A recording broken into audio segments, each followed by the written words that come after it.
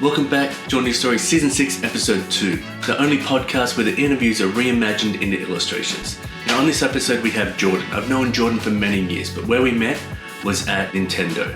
And what really impressed me was his confidence within himself, but also his vulnerability and his empathy. And you combine that together and you just get this great human being. Now, over the years I've got to see him grow his skills and all that at Nintendo, and then be offered or take meetings with jobs and be okay with saying no to jobs, but also taking a meeting, but then also progressing on further to become working at Nike. So he's worked with two of the biggest brands in the world, and he loves it. And he's also able to sort of peel the layers back from just the corporate side of the brand and see, hey, Nintendo is all about bringing smiles and Nike is about empowering. Now, however you feel about the companies and their background stuff, that's fine, but he's able to pull that apart and it's really, really incredible. So it's been fun to see him grow. He's a great person. We jump into some deep stuff, we jump into light stuff. It's a great all-round conversation. His illustration is based on his love for gaming, and also he talks about this Jeff the Landshark character from Marvel, and so I created him his own little character, Doug the walking dog snake, and it's kind of fun just to sort of do, and with his own character as well. So it's been a wonderful, fun episode. If you're listening on an audio, please jump on YouTube or Instagram and check out the illustration. You can also catch this stuff on merch. Some new merch here that's on TeePublic. And yeah, check it out. Boosh! Yeah, so what's the life been like? Now you're down in Portland. Man, it has been really good. Yeah. It was a much needed change of pace. Faster or slower? Faster, for sure. Professionally, personally. Have you got a nose ring now? Yeah, I got a nose ring now. Yeah, I got the nose ring, I got a goatee. Are you living like down in like Pearl Street or down in Hawthorne now? No, I don't live where the cool kids live. Yeah, I was gonna say, now you're just trying to be one though. Like you're like, oh, let me join the party, guys, and give me a nose ring. Yeah, no, I'm in Beaverton, so I'm in the literally in the suburbs. So yeah. No, still being my introverted self. Yeah. So is it the work? We'll get into that stuff as we get into it. So I have a couple of questions for that. But do you prefer it down there versus here? Portland feels like Seattle's little brother, like in a good way, because you know how sometimes the little brother's the cooler one. You know what I mean? Like, because they've already got to like the first one has done all the work, and the second one comes in and says, I don't give an F. I just live my best life. Yeah. It depends, right? So a few different topics. One, I would say the food is better, but Seattle also has great food. So I would say Portland food is probably the best thing Portland has going for itself. From what I've heard and experienced on many bachelor parties, it's the strippers. I mean, we have I don't know if they have the best. They have the most per capita in the country. Do they really? Yeah. Like Portland has the most. Oh, I had no idea on that. But as far as like quality, I don't think. I mean, I'm sure you would go to DC or in Atlanta. Maybe. I will say this: the only times I've been to strip clubs is when I've been very drunk and at a bachelor party, and most people that go down there is for like because they get naked all the way down there. Oh, okay. And they're not allowed to do that up here. Right. It might have changed. I hadn't been to one more.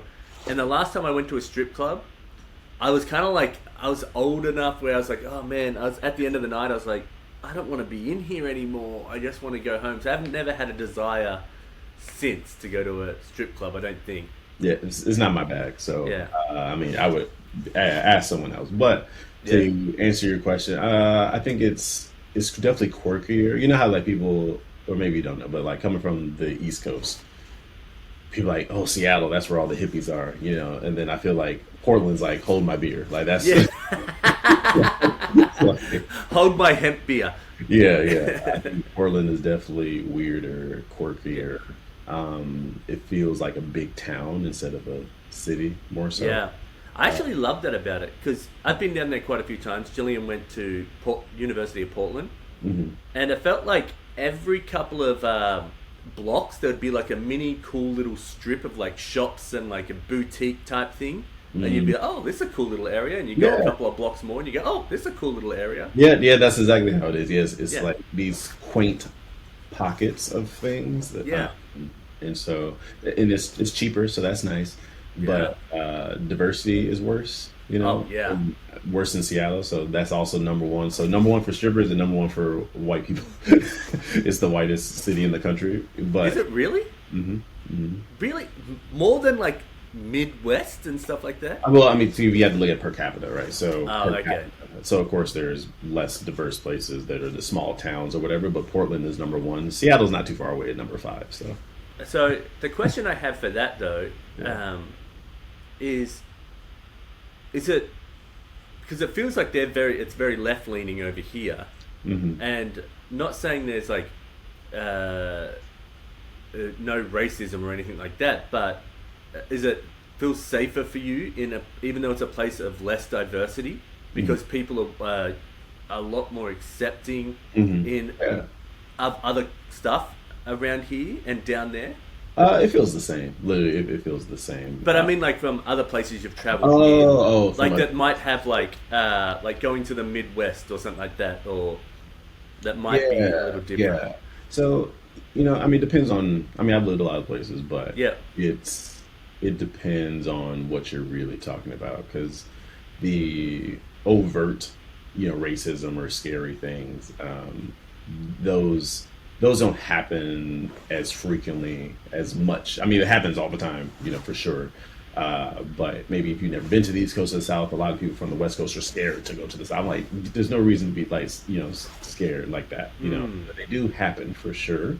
But I would say they're on the West Coast or in this area, it's more covert things that happen more frequently.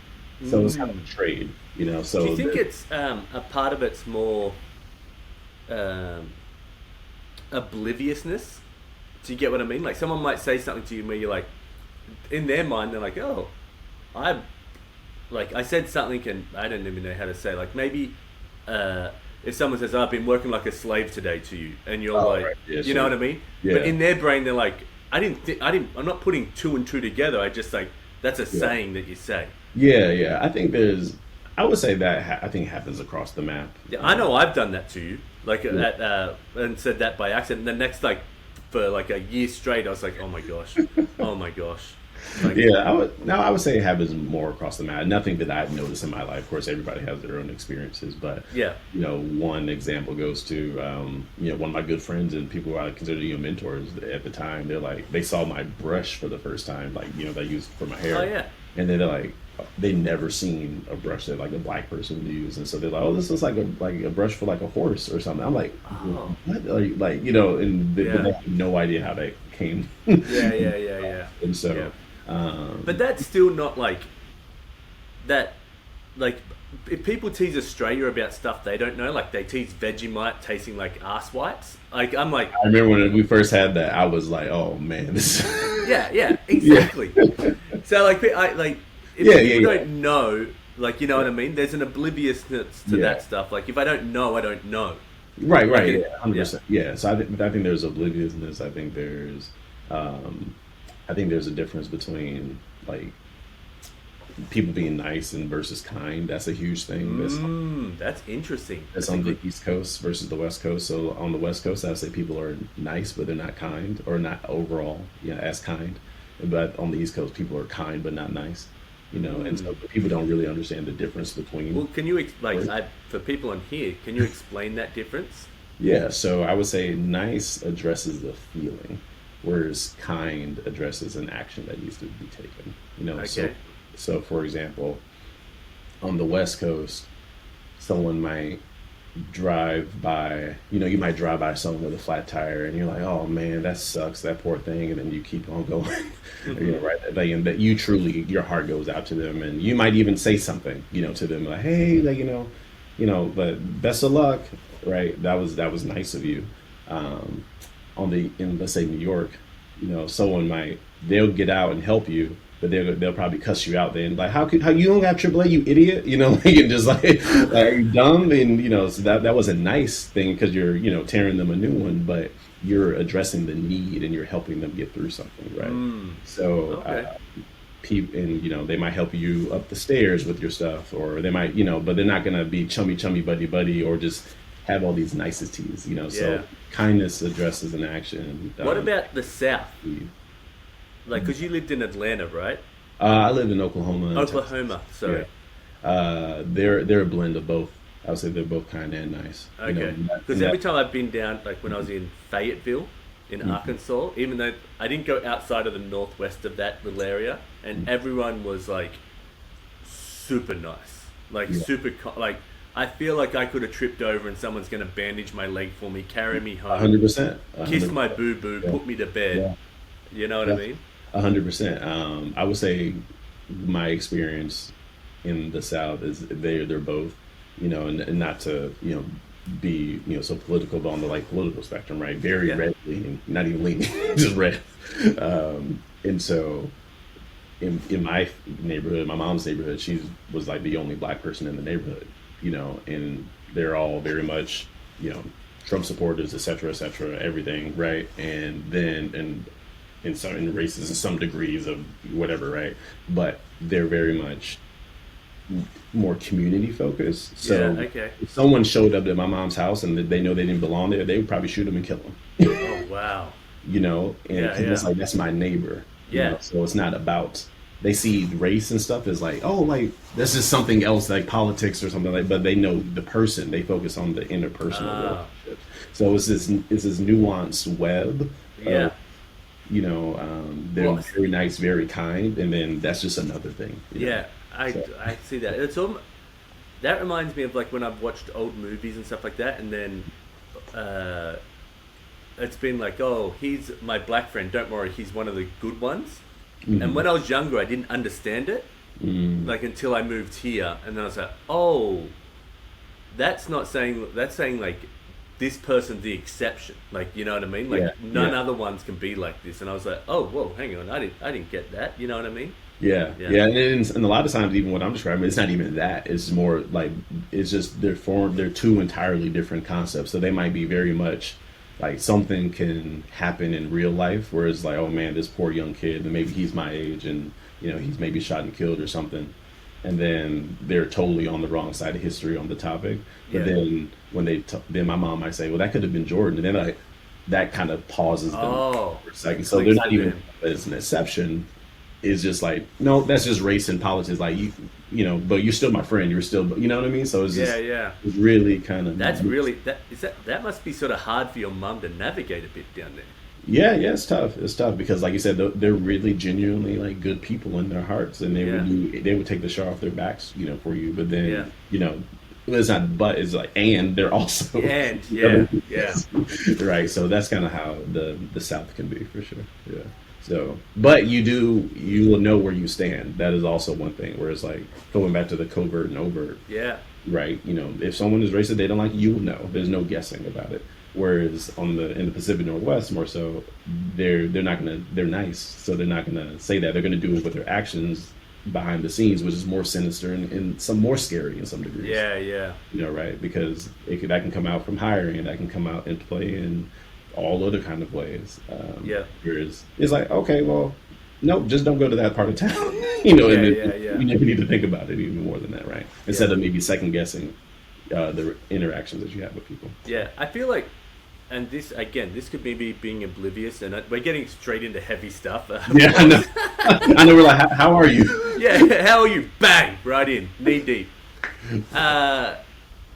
So, I do sometimes think of like the weight of, like, maybe, like the conversations you'll have of like the Pacific Northwest doing stuff behind your back and that, like you have worked at pretty prestigious places and your economics is higher up than when I was, like when I first met you, I think you were 26, I think.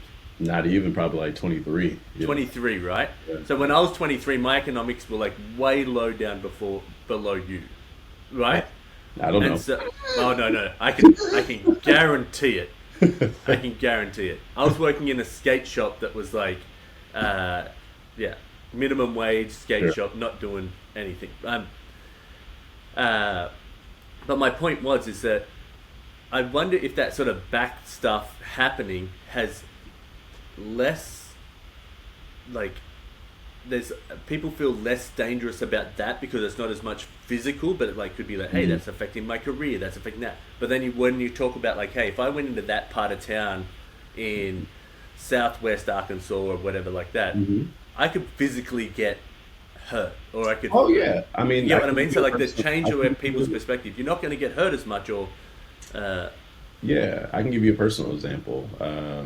There was a point in time where, when I was at my last company, I was entertaining another offer, and it was in Arkansas, and only reason I was entertaining it because I was like, there's no way. So I asked for a whole bunch of money because I was like, there's no way they're going to give that in that market, different things, and they did.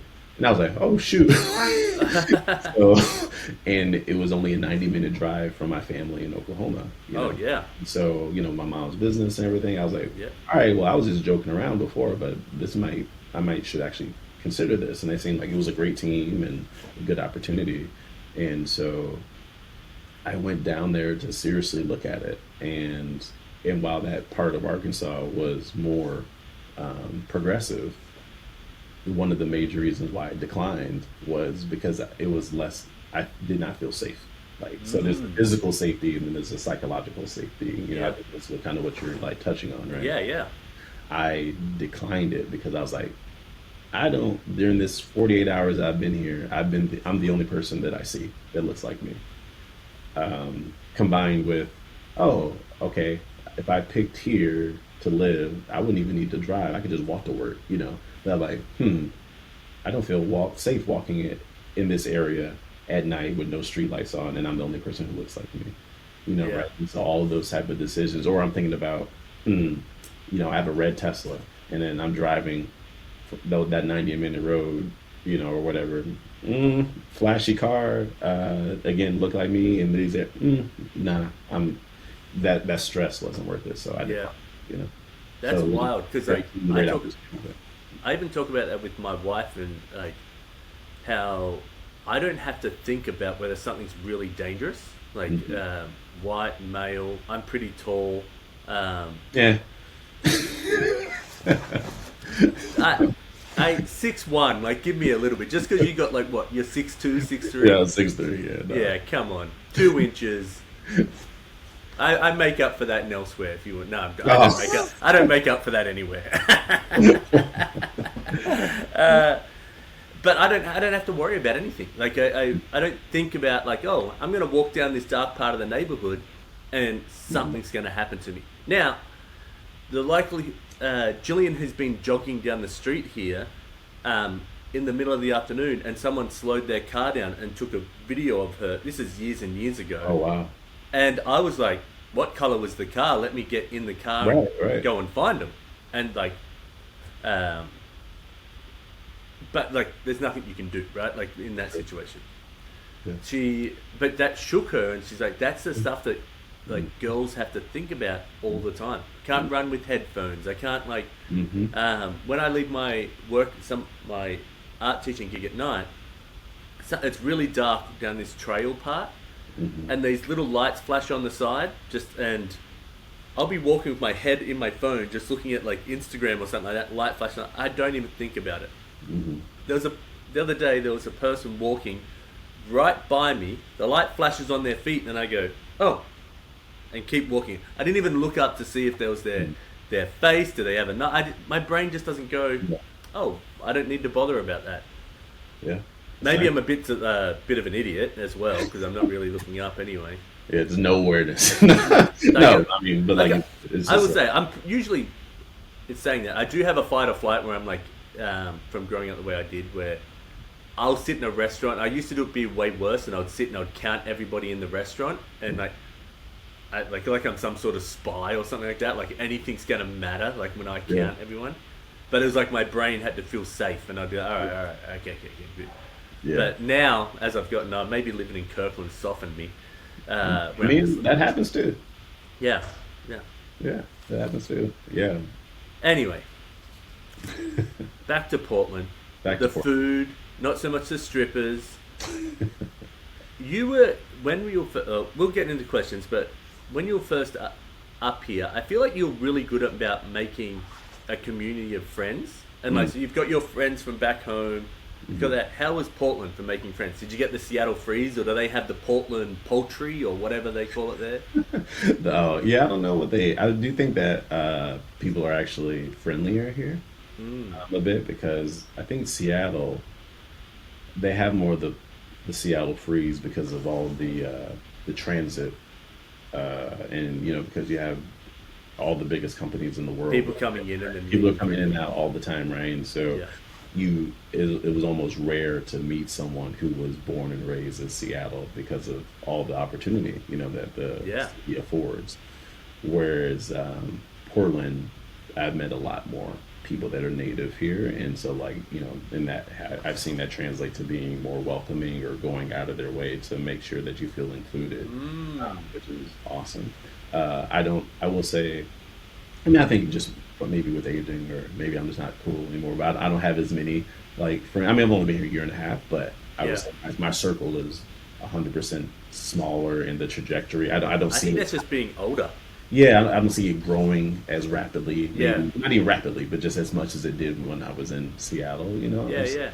But I've found some really good people that I feel solid with, and so of course, I'm always open to make connections. That's just who I am. But if I didn't get another friend, I'd be okay. You'd be all right. Well, you got Chippy, and I know I always got Chippy. You've always got your soulmate Chippy that you can just go, bing bing, and he gets a receiver, doesn't he? He just gets. He does. It's a little signal that goes off, and I checked on him when the fires were on to make sure he was safe. I'm glad they're safe. He's just a short flight away. Yeah, good dude. We'll get into that in a second. But all right, let's jump into some questions. All right. Yeah. All right. I changed this layout now. I feel better. I can look at you and the camera kind of at the same time. Do you know what? I struggle because I want to see what you're doing, but the camera's up here, and so I'm trying to converse with you. So I wish there was a way where it'd be the camera was here. Yeah. See, I just got rid of me completely. So I'm because I'm so vain. I'm just looking at myself instead of looking at you. And then can I do that? Yeah, if you hit layout and then if you hit speaker, then you can just see the other person. Oh, hang on. I didn't know where that is. Sorry. Fuck it. Who cares? Yeah. All right. So we have Jordan here, and he's had an immaculate life. We've been chatting for a second, but this guy's a bloody legend. I've known him for maybe 10 years now? Almost, yeah. It'll be 9 years, yeah. Far out. Yeah. Wild. And we met at a really fun company. We'll talk about that in a second. I'll lift you on a killer tang of people. And let's jump into some questions. Early bird or night owl? Definitely early bird. I'm not an early bird, but I cannot stay up late. Yeah. This question, because I wrote this question for the whole season, and when I knew I was interviewing, I was like, how's he going to answer this? Because you just love sleep. Yeah. I'm in college, I never did all-nighters. I would rather wake up at 4 a.m. and then do that assignment than stay up and try to just crank through it, because my brain just literally shuts down and I get irritated. So I'm just no, I just have to sleep. No. So I don't prefer being just up early. I'm not this natural riser where people not that happy person in the morning. Yeah. I just did a 5-mile walk and it's only 5:30 a.m. No, that's not me at all. Yeah. But they're too happy. Yeah, no. So if you strip away the cheer, I'm definitely an early bird compared to Okay. Yeah. How about you? Oh, night owl all day. That makes sense. Yeah. My perfect work scenario of just life is if I could stay up until 2 a.m. and then I could get a good night's sleep until 10, and then start my work day at 11. Work, and then hang out with the kids, then do something, and then work again, and hang out with the family in between all that. That would be my perfect scenario. Like, I Okay. feel like there'll be sometimes at 11 at night, I'm like, I should draw something. I should do something. I'm like, Yeah. nope, I got to go to bed, pump myself full of melatonin and go, you know. Does the melatonin give you bad dreams? Do you know what has been? So I don't know if you can tell, but I've been working out a little bit. Okay, I see the jawline. Yeah, see, that's not this anymore. It's so yeah, there's less than one. There's only one chin these days. There's only one chin. Yeah, Okay. yeah. I got rid of the other two or seven. Yeah, good. And so I've been working out. So I've got this Good. previous guest here is my personal trainer Jesse, and he has just the way he talks about personal training and stuff like that. It works for me, and it's incredible. So I've been going to him. I'm feeling stronger. I'm feeling fitter. I've slimmed down. I still have to take melatonin, but ever since I started working out really well, like my sleep has got better. Like I'm not waking up during the night. I'm not as much. Obviously, having kids and stuff, there's someone wakes you up and does something. But anyway, I found that I've started dreaming again. But my dreams have gotten like sort of like they're like real wild and then like real like weird, like simply weird. Where the other night I had a dream because I've been playing a ton of pickleball. Yeah. I had a dream where they said you can have all the free pickleball paddles you want, and there's this massive bucket, like this one of those mail carts that you see roll around with all mail in it. Oh yeah, So like a all, wheelbarrow kind of thing. yeah, and wheeled that to me, and I go, oh, but they were all broken, and that I was like, oh, God. And so I was going through all of them trying to find them broken. Just that's the type of dream that like I sort of had. Then I've got all wild other ones. I just can't remember them. What about you? Does melatonin give you the? Not consistently, but I don't take it that often. But sometimes you just need it, and Yeah. Some I would say about maybe 30% of the time I might get a not necessarily a night terror, but Oh, you just get a night like a no, nightmare. just an unpleasant dream, Oh. whatever that looks like. So What would an unpleasant dream to you look like? I feel like this is it. Let me paint the scenario. Hi, I'm Jordan, and you're playing what's it, Melee? Melee, Melee, the fighting one, or what was the other one you played? Street Fighter? Street Fighter, yeah. Street Fighter you're playing, and then your dream is that like that little joystick is sticking to the right. And you're like, no, my stick is sticking to the right. Yeah, That's what I imagine. It's been, I would say, probably more like relationship based, as in like I'm arguing with someone or. Oh, like, wow. That's way too heavy. I thought yours would be like more chill. no, not at all. No, it's like, or sometimes I might die in the dream, like just like crazy. Yeah, You've died in your dream? I don't know if I died, but I've had like these moments where it resets. I used to have this. This is unrelated to melatonin, but I used to have this like recurring Scooby Doo dream.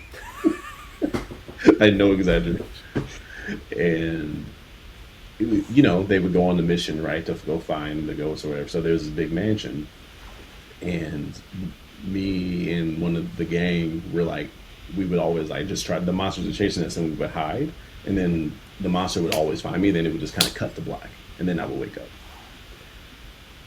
Are you the only black person in this scary Halloween dream? Because maybe you've watched too many. Well, yeah, there's no one. Yeah, were you the first one to go?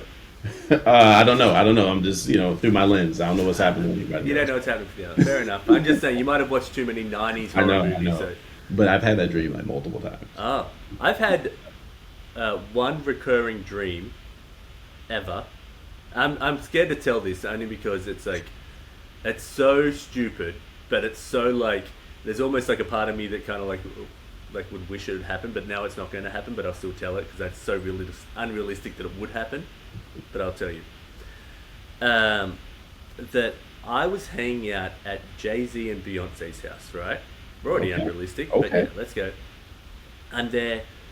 Jay-Z and a bunch of people have to go do something, so they leave, and I'm like finishing up something and whatever, and I'm like, all right, see you later, like as if I'm like sort of friends with them of some sort, like or like I know them just a little bit past acquaintance. So maybe I'm packing up. I don't know what it is, but I'm walking down to the gates because my Uber's out the front or something like that.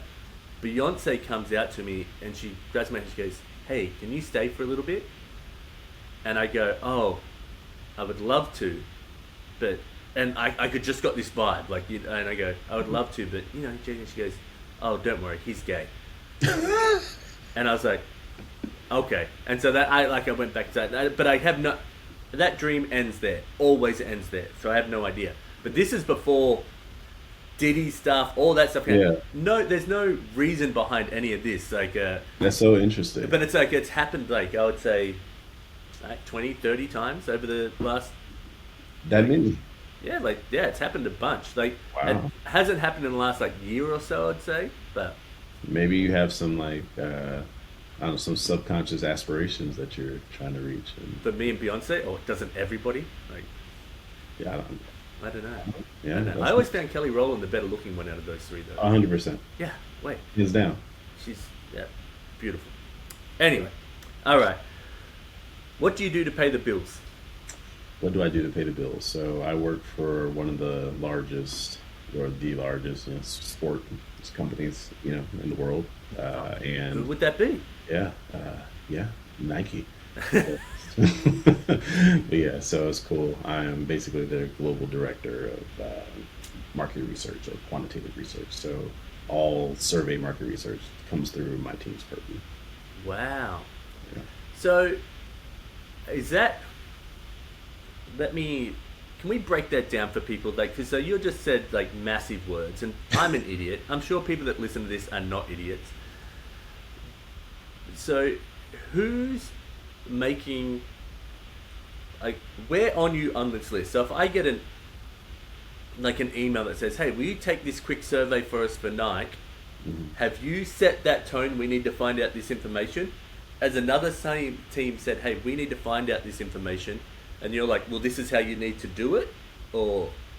The latter. The latter, okay. So, yeah, my team, we're pretty lean. And so we're not the ones, in the most cases, executing the research. But we provide the strategic oversight. And we're like the hub to make sure that everyone that does it throughout the enterprise is doing it the Nike way. And my team defines what that way is. Yeah. We're like, a lot of the methodological expertise. We crowdsource all the best practices and standards.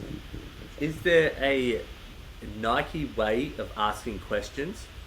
There is, yeah. I can't disclose any of those kind of things. Yeah, of course. You can't disclose that. So, of course, I wouldn't do that. The question I was going to ask is, when you started this job, did they already have that tone set and you had to learn it? Or, as you're growing, are you helping define this tone of questions that's coming through, and that's part of your job? So this was totally something new. I did not get hired for this work at all. Oh, okay. What did you get hired for? I was director of capabilities, research capabilities. So I was more so like I oversaw the vendor and product portfolio for a few different survey and research programs. Yeah. So, but then there was a project that I was working on the side, and that project became my full-time job. So. Yeah. Oh wow, that's classic you though, right? Yeah, I guess so. Yeah. So, if we step back a little bit, mm-hmm. So where we met was Nintendo. Mm-hmm. What job were you doing there? I was the voice of the consumer. Voice of the consumer, and can you tell people what that role would be at Nintendo? Yeah, so basically making sure that the consumer has a seat at the table behind the scenes at all times. At the end of the day, the business is going to make their decisions of what they want to do. Yeah. It was my job to bring data to that decision, right? Because especially when you have a legacy company like Nintendo or Nike or long-standing inspirational brands, they're making decisions a lot, not solely, but strongly is from their gut, right? Yeah. But it's important to bring data to those moments to make sure that we're not just selling to consumers, but we're doing what's actually best for them. And so being the voice of the consumer is to be that advocate and champion, no matter what.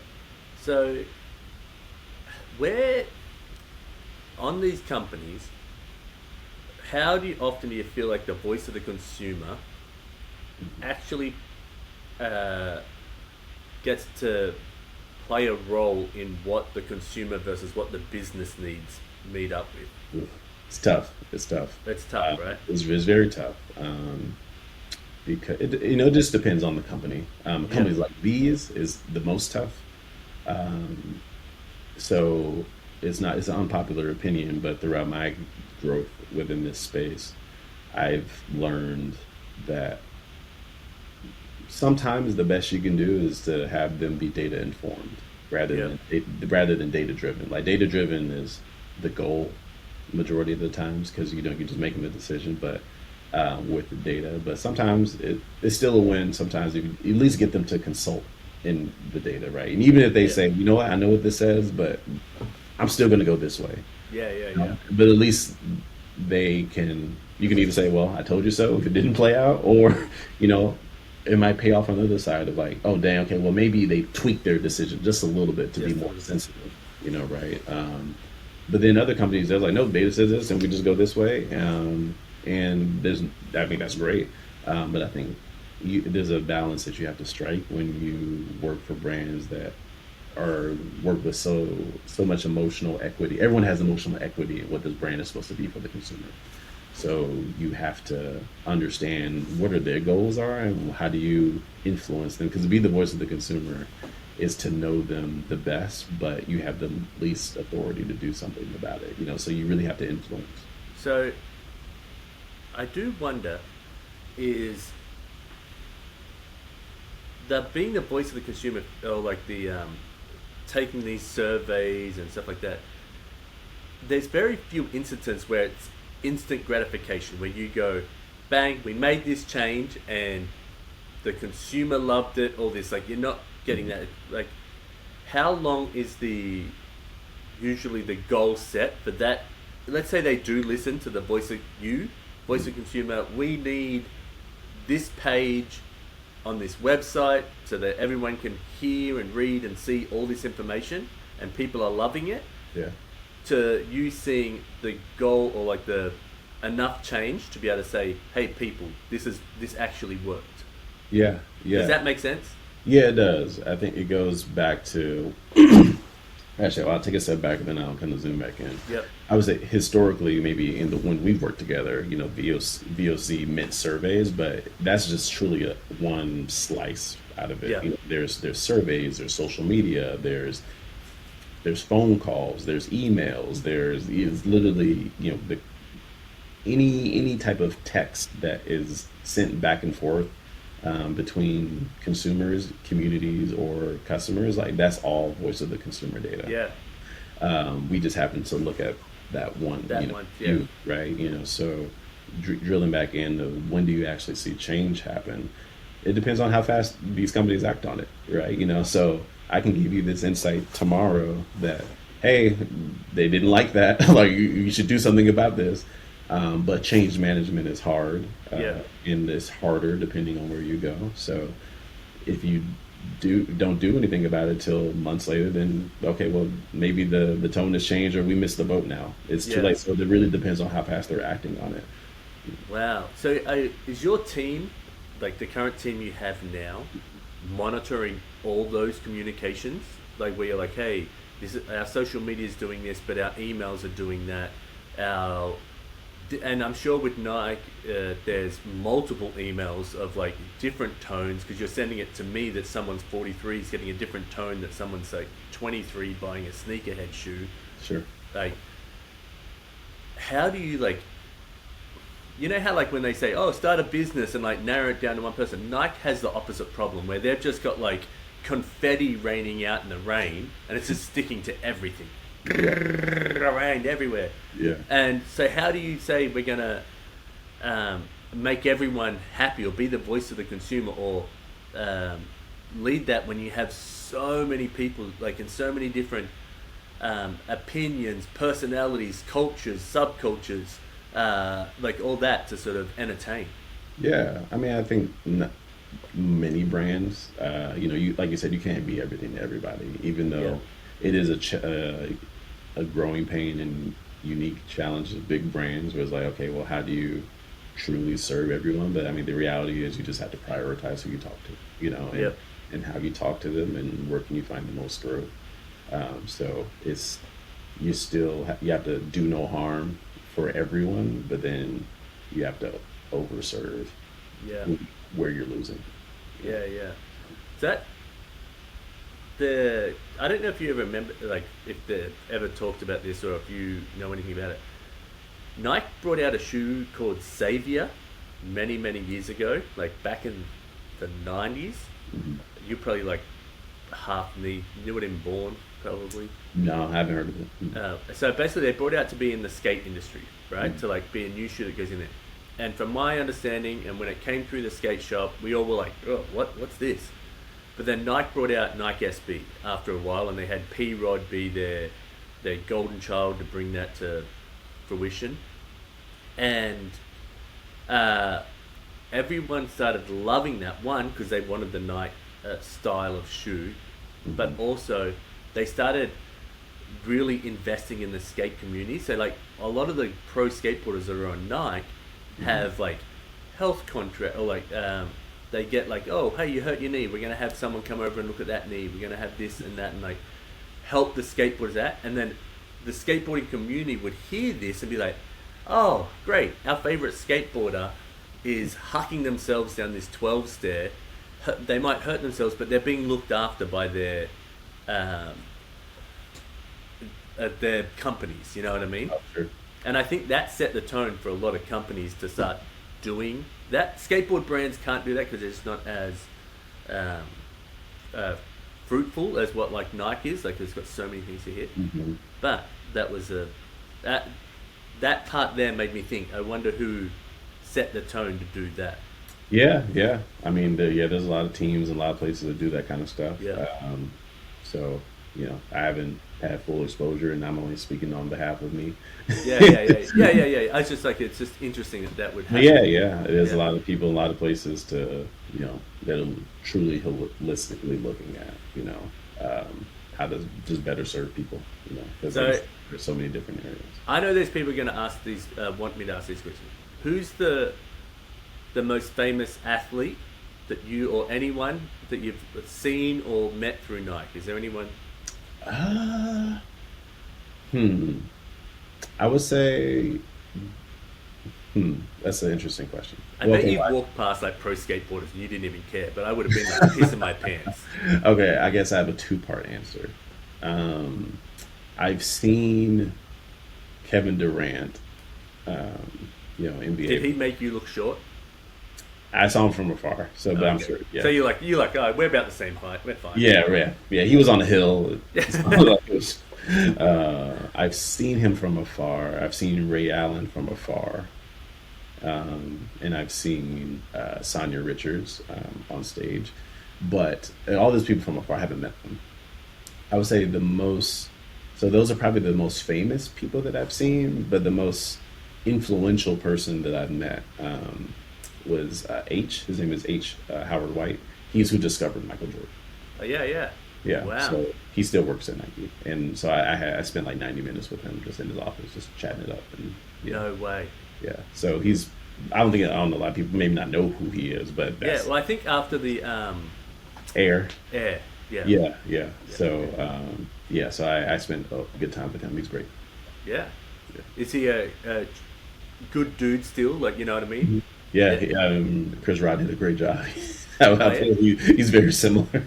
Oh wow. Yeah, he kind of just felt like I was just talking to an uncle in my life. Oh wow, that's cool. Just very, very introspective, very selfless. I came to learn about him and his life and legacy and the maybe 40 plus years that he's been at Nike. Yeah. And he spent the majority of the time talking about me and reacting to my life. So I didn't even accomplish my goal. So, is it hard to find time for you to find? Sorry, let me do that again. Is it hard for you to get people that you admire in that workspace, and then hey, I would really love to pick your brain, and they're like, so would 87,000 other people at this company. I'm sorry, I don't have time. Is that hard? No. People are just like... Not for me, at least. Of course not for you. But I don't mean it like that. I think because people go into those experiences, not even before they even go into it, before they even contemplate that experience, they already just count themselves because they're like, oh, the president or whomever, they're just so busy. There's just no way that they'll make time for little old me. I'm like, you don't know that. Like, ask. Wow. And I also don't ask for permission. And I think that is, my first job out of college was I worked at a small startup. And so the VPs and the president and the CEO and the founder, like everybody just around in offices. I think that kind of exposed me to a different way of thinking about stuff, like getting rid of the bureaucracy. Yeah. And then going to Nintendo, same thing. I talked to everybody. I didn't care who you were, the president or Yeah. whatever. Just Yeah, I was sort of the same way, but I never tried to make a meeting or anything with anyone. yeah. And so at the end of the day, yeah, they're busy. They're very busy. And the worst thing they can say is no. So what I continue to do whenever I see someone of interest, I'm like, hey, I just shoot them an email, and I'm like, hey, I saw you in this moment, and here's a brief thing of who I am. Like, I'm a new leader at Nike. I would love to connect with you if you have a moment, just to whatever, right? I wordsmith it better than that, but it's Yeah. literally just 3 to 4 lines max, and I get straight to the point, and they answer or they don't. And 95% of the time they answer, and they're like, I would love to connect. Just bear with me on my schedule. So That's sure, amazing. maybe maybe I can't connect with them for another 2 months, but I reach out to their assistant gets me on the books, and that's it. That's amazing. Right.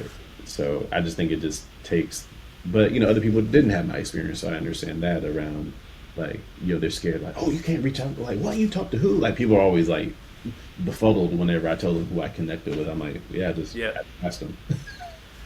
In the Nintendo world, like, so I would see you in the Nintendo world, you're always trying like little side projects to like not just better yourself, but like, hey, I think this would help the company, but I'm going to put time aside, or I'm going to make this happen in my time and space.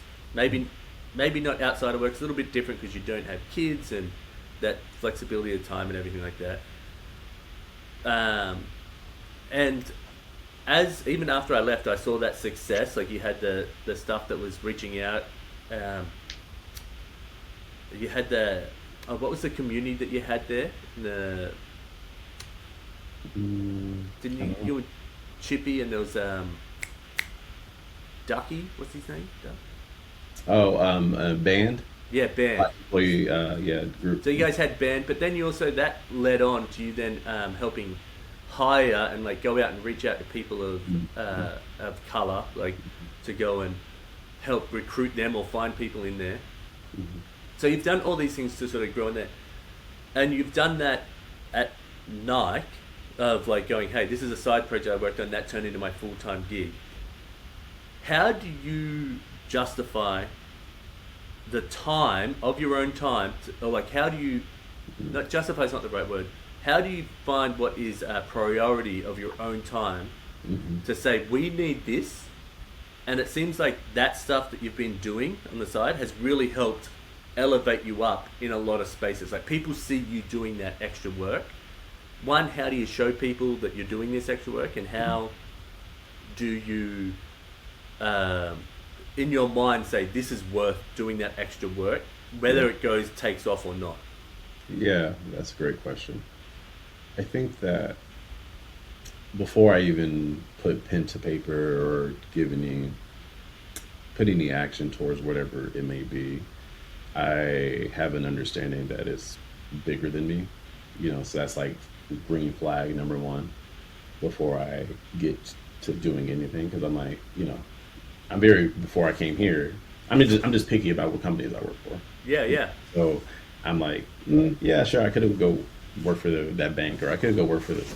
But if it doesn't move me internally, I think that working for Nike, Nintendo, like those brands, those logos carry a lot of weight. A lot And of weight. people don't have no offense, they don't have the Amazon or Microsoft logo tatted on their bodies, right? Like people, so Yeah. there's a promise that our brands have to fulfill or should fulfill, and so I think give anything less than that is to sacrifice the gift, so to speak, right? It's like I find that I'm moved by competition, creativity, and mediocrity. Like, and that mediocrity one's a weird one, but that comes in with work actually, because I'm like, we work for Nintendo, we work for whoever. I'm like, your good is not good enough. Yeah. And so that fulfills a lot, you know. So it's like, is the opportunity bigger than me and the people that it's going to reach? How does it align with what my own interests are and how I can uniquely add value to it? And then the last piece is doing the work, just because I know that the world that I want to see, whether it's personally, professionally, you know, with DAI or with whatever experiences that I think the world should have, it's not going to happen on accident. Yeah. So I just need to do it. Yeah. Like, not to be corny, but from my understanding, especially the way Nintendo worked, like, I feel like Nintendo had quite a few different cultures in there. I think being a Japanese company, it had like quite a few there. Do you feel like I don't feel like you were a DEI hire, but how do you feel about that? No, I didn't feel that at all. Even though they did sit you right next to Chippy or Chioki, who was black as well. But I feel like they just must have known that you guys were just going to be like soulmates, and then just like the stars aligned for that to happen. No, yeah, and it is.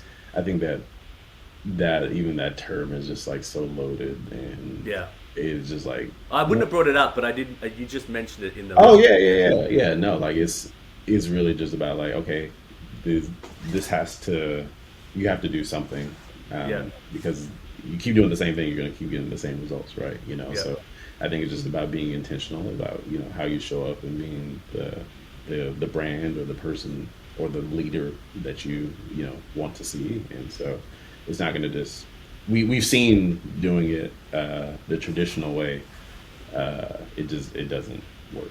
So. Yeah, I agree. Yeah. The one thing that hit me, just a second, and we'll jump onto some other questions. You saying that these brands are so big that you should be stoked, and you're like doing people outside of this like a service because they love these brands so much. Mm-hmm. I think that I missed that piece when I was at Nintendo. Like, I loved working there, I loved that, but I didn't have that sort of like, and don't get me wrong, I see it as a huge brand. I didn't have that part where I was like, oh my gosh, like there's this piece where if this company went away, we've lost something. You get what I mean? Yeah. Where I feel like that's a good point that you bring up. And I would always say that I had someone else's dream job, like when I was there, because I really felt like I loved the job. I loved for 90% of the people. And it was like that, but I was like, I need to do something else personally. Yeah. But that little piece that you had there, I think that makes a big difference. And then you being picky about where you work, and not picky is not the right word. I think that sounds too pretentious. It's like finding a place that you really love to work, so then you can put that passion into it. Yeah, that's a great way. That's a great way of saying it. Yeah. And I totally get. I don't think that everyone has to feel the way I feel about it. No. That's just my perspective on it. Yeah. But I'm like, man, you want to go do that? Then go work somewhere else. You know, like that's how it feels sometimes. You know. Yeah. I would never say that to anybody or force my views on it, but I truly did think that, and to do anything less than that was betrayal to the consumer. Yeah. And because people, especially by being voice of the consumer, like I rarely shared it. But like, people used to write me hand letters because I used to get stuff. Because sometimes instead of going to customer service, they would get routed to me. So like kids used to like, "Hello, Jordan," in their 5-year-old handwriting, telling me about whatever, because their parent probably found me on LinkedIn and thought that I could do something about whatever the things were. So I'm like, I had a different perspective because of that as well. Like there's where I'm like, yo, I still have some of the letters, from some of the kids. That's so cool. And I would surface it up, to our leadership and different things, just because I think that's just awesome. Even if it was within our purview to do something about it or not. But I think that, one of my, good friends, the mentors there, I remember I was working on something and I was asking for some help with one particular task. And then they were like, yeah, like it's fine. But then they asked me where the smile was. And I knew immediately what they meant, because Nintendo is about, sure, people think of them as a video game company, but they're selling smiles. Like that is the whole reason why they exist. Nike, we're selling inspiration. And so that person in that moment asking me where the smile was, just because it was a survey, that doesn't mean that I can't make someone smile. And so I redid my whole thing because I was like, I can make someone smile even while they're taking a boring survey. I can do that, using this IP in this moment. And so that was a really like pivotal moment for me to rethink how even my boring little survey can to change someone's day. Yeah, that's a good way to look at it. Okay, let's jump into. Oh, sorry. What did you do at school to get into all this? So that way, people who do listen to this be like, "Whoa, how do I take this path?" Because me, idiot, didn't really go to school. Just like worked outside, trying to get everything done to become a designer and all that sort of stuff. You obviously went to school and have a person, even though your face doesn't show right this moment, you have a great personality where you can charm the shit off anyone. I feel like I'm half naked now, but that's because I know you. So, what did you do in school that got you through to this stuff? It wasn't a linear path. Growth never is. No. But I went to school for engineering, actually. Oh, wow. So ever since I was a third grader, I was like, I'm going to be an engineer. I'm going to be an engineer. I'm going to be a computer engineer at that. And so I went to Virginia Tech, got in for engineering. Oh, that's what I was thinking. Not Atlanta. I was thinking Virginia. Sorry, my bad. Oh, yeah. So got in. Virginia Tech is the best engineering school in the state of Virginia, like the biggest school as well. So like great reputation, all the things. And I was getting my ass kicked in math for the first time. Like I was a straight A math student, and it was getting like D. Like I was, failing science, and I was, it was like, whoa, like what is going on? Yeah. And in your freshman year at Virginia Tech, you're not allowed to make a major declaration just yet because they know that you don't know what you're talking about. You can say you want to be a computer engineer your whole life, but you only really know what that means. Yeah. Right. And so you spend your first semester learning about all the different kind of topics at a very high level, and then the second semester you'll declare what you actually want to do. And so you take a brand new experience, you take, like freshman year, living on the dorms, all the things. And then I had this book, and I don't remember what the book was about, but I remember they go over this one specific use case, and I just fell in love with it. And it was about a hotel they had really bad reviews and complaints from the residents or the hotel around their elevators being really, really slow. And so what this, I forget the name of the major now, but it'll ladder back up to it. But basically this engineer, and we call it industrial systems engineering, was what it was called. And so this industrial systems engineer, instead of fixing the elevator, he installed mirrors on every floor. And immediately complaints went away. And because they understood the psychology that people are vain. And so the perceived time of waiting for an elevator would decrease significantly. And then they could fix the elevators later. Oh, wow. And I was just like blown away by that, because it's like you're combining like human principles and understanding of them with business and designing a solution. And from there, that's how I discovered sociology. And because I understand how people interact with things and had the understanding of people. And so I changed my major, but I'm still living in an engineering dorm, and I'm getting a whole lot of shit from people, and just like, oh, what are you gonna do with that degree? Even back in some of my mentors who had sociology degrees, they're like urging me against it, like, please, Jordan, like I did this, like don't get a sociology degree, like what are you gonna do, teach or become a law enforcement or social worker? They were just concerned about my future, or just being assholes, because they're just like, oh, you have a degree in PE, like of course you Yeah, have yeah, yeah. degrees, right? And so Like communications, that sort of one, you know. yeah, so they're kind of just being really dismissive, and so I mean, we known each other 9 years. I don't carry a chip on my shoulder, but I definitely had one at that point in my life, Yeah. because of that perspective. And so I went on, and come fast forward to senior year, when it's time to look for careers. I basically marketed myself on paper on my resume as a statistics major because I took statistics courses. And I'm like, well, just because I'm a sociology major doesn't mean that I'm not good at math anymore, right? Yeah, yeah. I had a early understanding of how to market yourself. And so I went to the career fair, my whole entire resume. Yes, I didn't lie. I didn't say statistics. I just had sociology, but all the projects and work experience were all project stat based and analysis based. And so then I walked up to the company that I wanted to work for, and then the guy's like, "Whoa, whoa, whoa, whoa. Like, sorry, man, I don't know if I can help you." And he's like the 6'5", 270-pound dude is like, "I don't know if I can help you." And I'm 6'3", 160 or whatever. And I don't remember what I said, but I basically professionally cussed him out. And I was like, "You don't know who I am. You can't tell me that, blah, blah, blah, blah." And then I got an interview, and fast forward later, I got the job. And that was my first Wow. job out of school. And so to bring that all to a close is really about, like, don't ever let anyone tell your story, because they don't know you. Don't And let anyone ever tell your story. so, I've never heard you say that, but that is great. no, I appreciate it, man. But yeah, that's really what happened, because I just knew how to, like I said, market myself. And fast Yeah. forward to today, I'm in love with, like, marketing. Like that's how I applied myself here at Nike to my mom's business. Like, I think that Yep. is really what I'm, dare I say, passionate about. Yeah.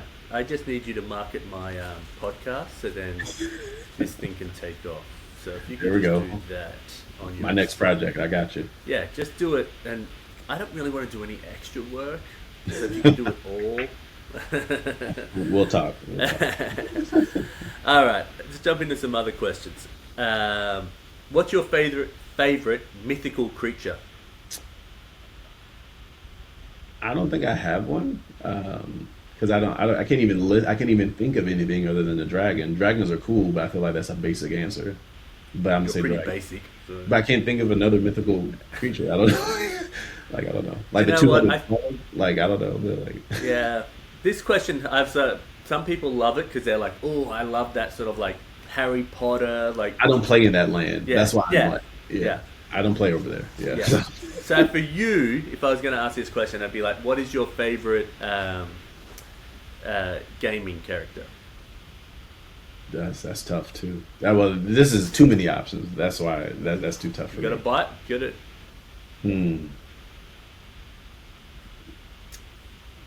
Well, one of them.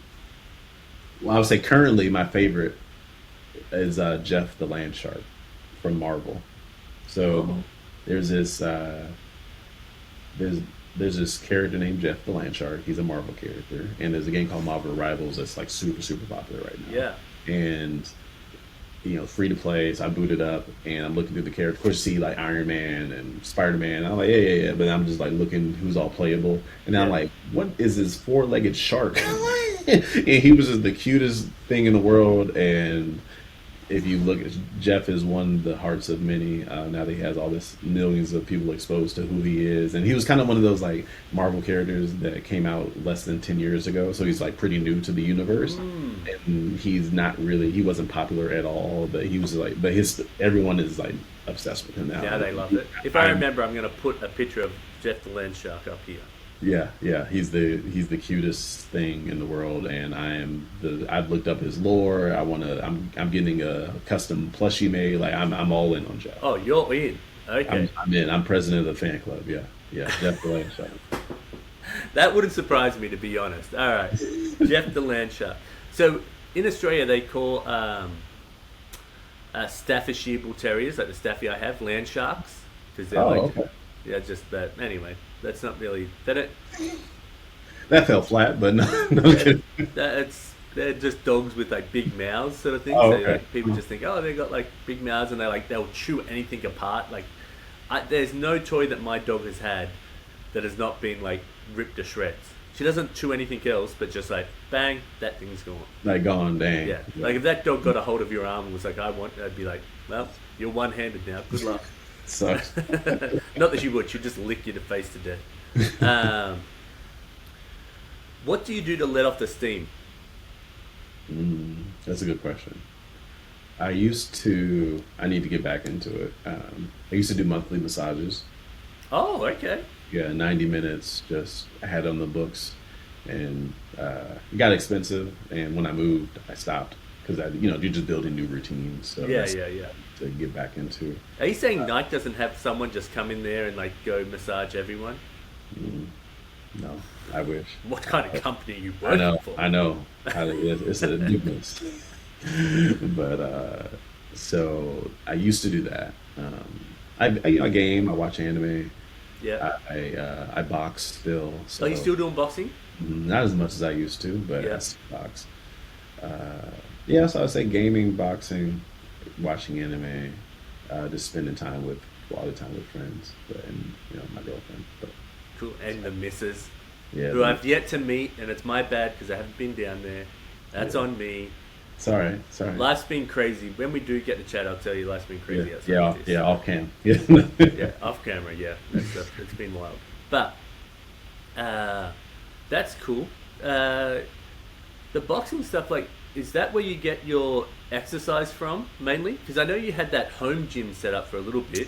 Yeah, I still have a home gym. It's a little bit different now, but I invested in it less here just because of where I work. There's just Yeah. so many facilities and things. Oh, okay. So you get to, like, do workouts at the office or headquarters or whatever? Yeah. We have 10-lane swimming pool, a rock climbing gym, 3 different workout rooms and therapy stuff. Like, so Do you have a skateboard park?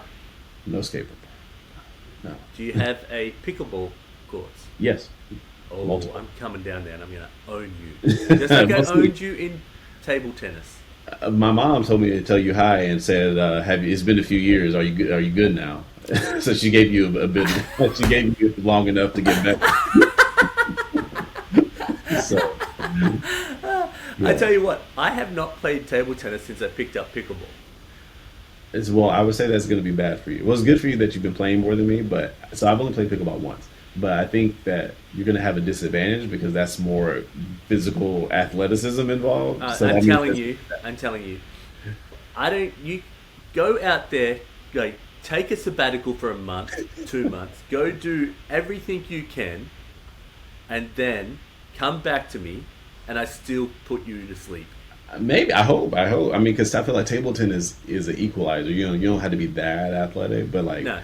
But pickleball, you're moving. There's lateral movement. You're getting really, so I don't know. I'm telling you, you know how I play ping pong with a lot of my spins and everything? Yeah. Oh, you're tricky. Oh, I'm so tricky, and I love it as well. It's like skateboarding in my brain, where like I'll spin the ball from the back court all the way around the net and go in at the other back end. Okay. Yeah, I've only played once. My VP taught me how to play it, but I don't. You should get into it more. Yeah. I might come down I and did visit have a you good there. time. I did have a good time. Yeah, it is pretty fun. What does your missus do? Does she play? She's an engineer. She's an engineer, of course. Yeah. She's living your dream. Yeah, my dream. Yeah. So yeah, she's great, but she doesn't play games. She'll play other kind of games. Like her family is really big in the. Like we hosted a game night like a couple weeks ago. So like board games, community games, kind of stuff. So she's pretty. Is her family in Portland? Mm-hmm. Oh, that's so awesome for you. Yeah, so it's been really cool, and like they've been so welcoming. And, How long you been together? We did 1 year officially last month. Yeah. Oh, fancy pants. Yeah. Oh, okay. All right. Oh I yeah, see. she's great. Her family's great. And, Awesome. yeah. Awesome. Okay. This would be interesting, this question. If you could travel back in time, which period would you go to? I wouldn't. You wouldn't? I'm black. Like, there's no. I was like, well, so this is when I was looking at these questions as I was going back, and I was like, I wonder if I would just go back and be like, I'm just going to go and like off someone. Like that would be like if you could go back and off David Duke before like he started like Ku Klux or whatever, you know what I mean? Yeah. Or you could go and like off Hitler and be like, yeah, you know what? I feel good about myself. Like sure, like might have changed a little bit, but whatever. Like I don't know. Yeah, fair enough. So I actually think I would go back in time before humans were big, and so then I could see what the land was. Prehistoric time. Yeah, like just in like even as we're like getting stuff going, and just like, oh, this is what the Earth really looks like. You know what I mean? That would be interesting. That flashed in my brain. But quickly went to the decision of no. Yeah. You're like, no. I need to survive out here. Yeah. It's hard enough. So no. Yeah, it's hard to laugh at that, but I feel bad for that as well. God. Yeah. Next question. Don't make me cry on camera. Yeah. All right. When is the last time you were surprised by that question? The last time I was surprised, that's a good one. When was the last time I was surprised? I don't know if it was the last time I was surprised, but definitely wasn't the last time. But one of the most memorable times I was surprised was one of my friends from high school invited me to be a groomsman. Oh. And I've known them 15 plus years, at this point. Yeah. And, we're cool. But I was still surprised. I don't know why I was surprised. It wasn't like, oh, we're not friends. Like, no, like, that's my boy, but I was still.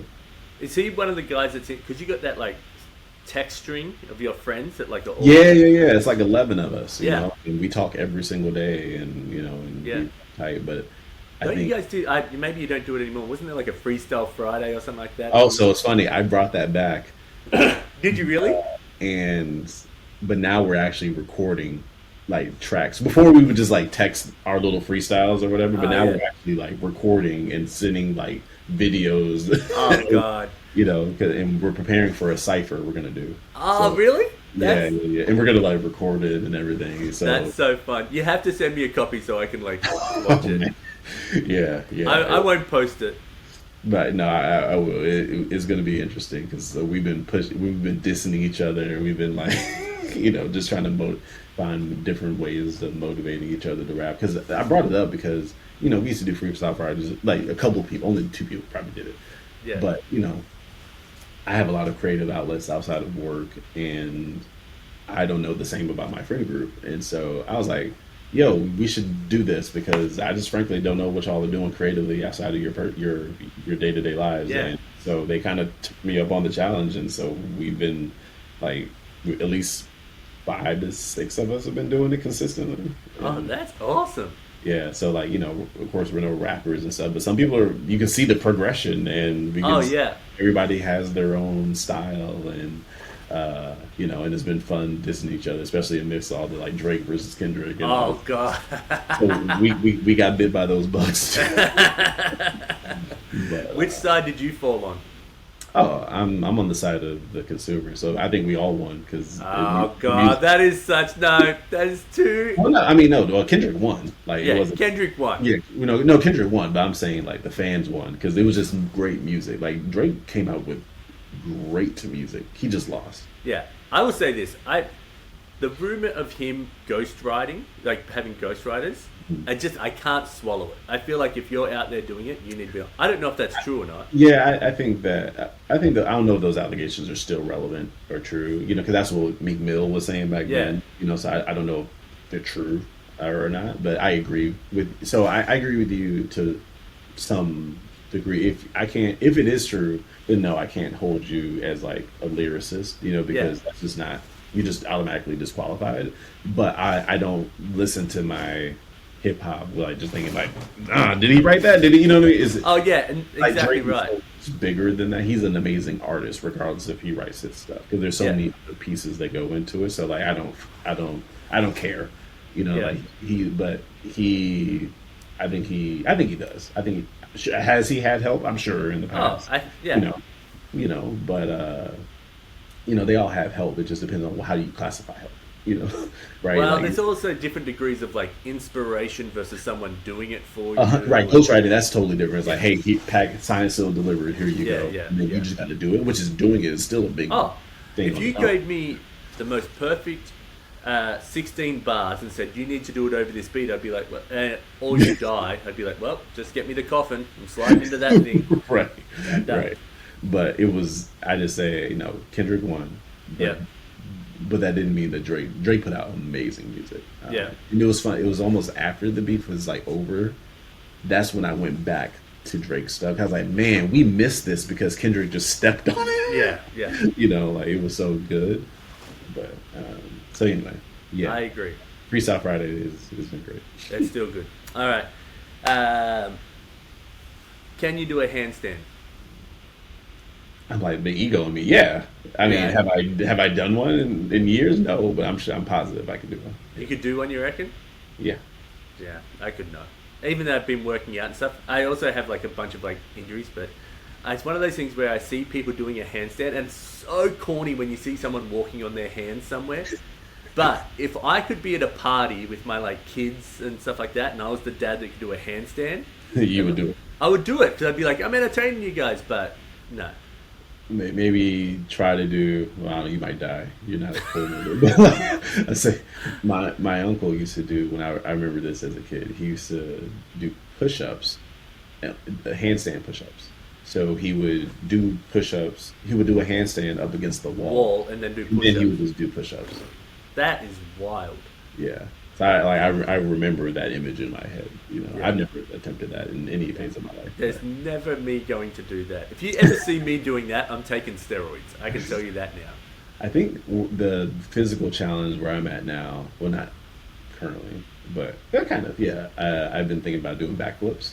Like, I want to learn how to do that, but I'm way too scared to attempt because obviously it's scary and you could break your neck and things like that. But so I've been learning the science of how to do it, and that was actually what I was surprised by most recently was someone that told me how it actually works. I was like, oh, I had no idea. Yeah, all the kids in my family, so there's 8 of them, 6 nephews and my 2 kids, can all do front flips. Mm-hmm. Every single one of them, down to the 6-year-old, they can all do front flips. Oh wow! I think 6 of them can do back flips.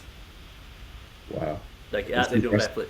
I used to do backflips and front flips, but when I look back of thinking about it, I think I'd always do them like I would jump and then I would twist a little bit, so it's almost like a side flip. So, flipping period is impressive. I don't care. I don't care how you do it. I just don't think that like you see people do them. Like, I remember seeing people do backflips off the bridges, and they'll just do that and they'll just land perfectly. And I was like, how do you time that? And I would be like, that's not possible. Like my brain wouldn't be able to do it. But I'd still walk past those guys, and then I'd go do a 360 flip over like a trash can bin on a hip, and I'd be like, oh yeah, that's fine. So, no, I've never been that gifted in those areas. Yeah, it just seems too scary. Like even on a trampoline, I won't do it. Like it's just scary. Go to one of those things where they put you in the harness and try it. Yeah, because I learned you just have to drive your knees. Yeah. Like that's actually what's turning you. Yeah. When I didn't know that. I thought you legit having to force your body back. I don't know. It was interesting. Yeah, I wouldn't be like I can imagine myself being able to do it on a trampoline, but not on the ground. Oh, definitely not on the ground. I can't do it. Like no. Have you seen those people that do it where they're like the memes and they got like 5 people on the sides and they're like double bouncing, and the person goes boom and does like 10 flips. Like, oh no, that would stress me out even watching. It's insane. I'm watching, and I'm like, how do you know when? Like, how do you know you're not just coming down on your neck? You know? Exactly. Yeah. Too much. And I'm getting too old for this shit. That's how I feel. I'm 33. Last place you traveled to? Oklahoma to visit your mum? Yeah, for Christmas. Brought my girlfriend with me, and she got to meet my fam and my siblings, nieces and nephews, and everyone. So, big milestone. Yep. Awesome. Was that first? That's not the first time she's met your mum, right? She met my mom just a month prior for Thanksgiving when my mom came here. So, okay. like she's met and spoken to my mom just over the phone and FaceTime and stuff, but in person was the first time in November. Yeah. So you're saying me and your mum have a closer relationship than me and your girlfriend and your mum.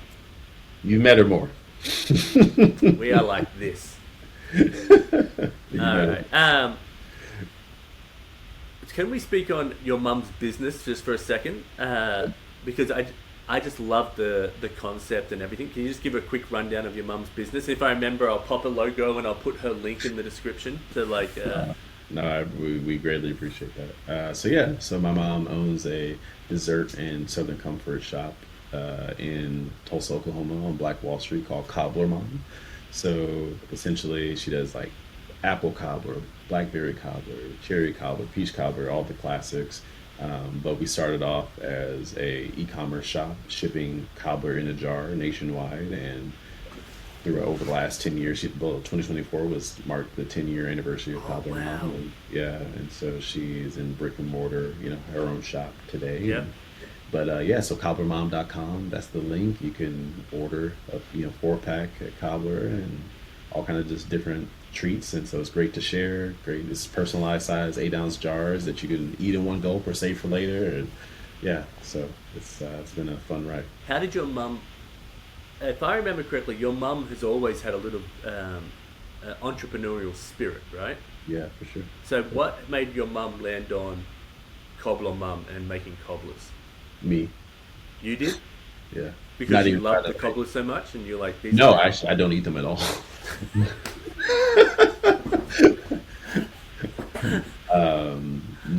So the real story, like I said, she's always had a culinary gift for her entire life, and when she worked at Chrysler and other companies, she used to be known as like the cake lady or the pie lady, and so she used to just sell that stuff on the side.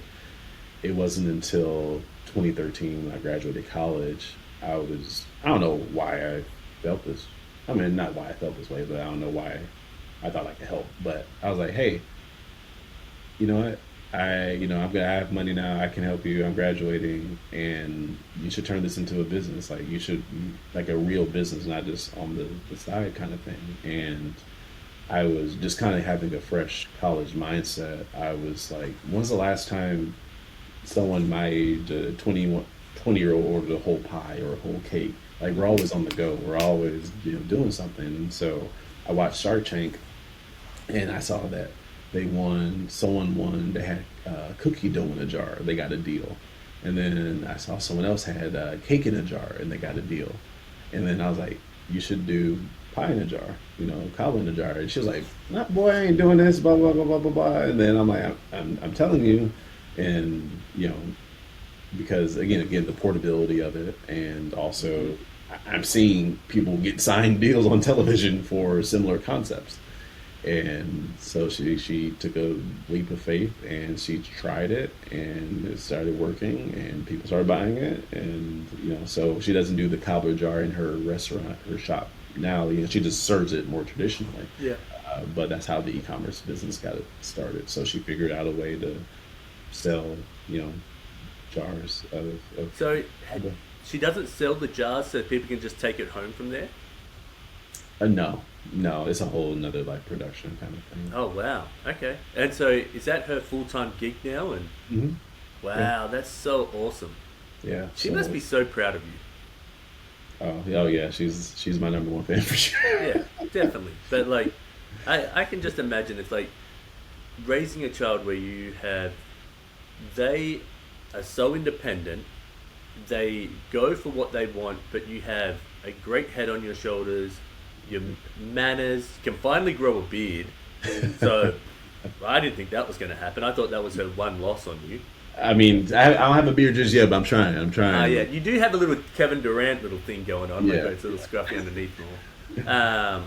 Not that I can talk, I can't grow a beard, and mine looks like I look homeless as soon as I grow my beard. Anything they just go, oh god, that guy. Just give him a couple of bucks and keep him moving. So she just must be so stoked. That must be also, to bring it back to you. You're making your mum proud. You're helping her out. You've done this. You must be stoked as well. You know what I mean?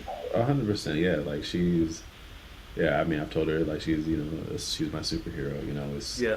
I it's funny. It actually kind of ties back to you in this way, where I just grew up single parent household, and she just making ends meet and doing what she got to do, working multiple jobs, working midnight to 8 so that she could be home when I wake up in the morning, and doing all this other kind of stuff, and so I definitely appreciate. I get my work ethic from her, like 100%.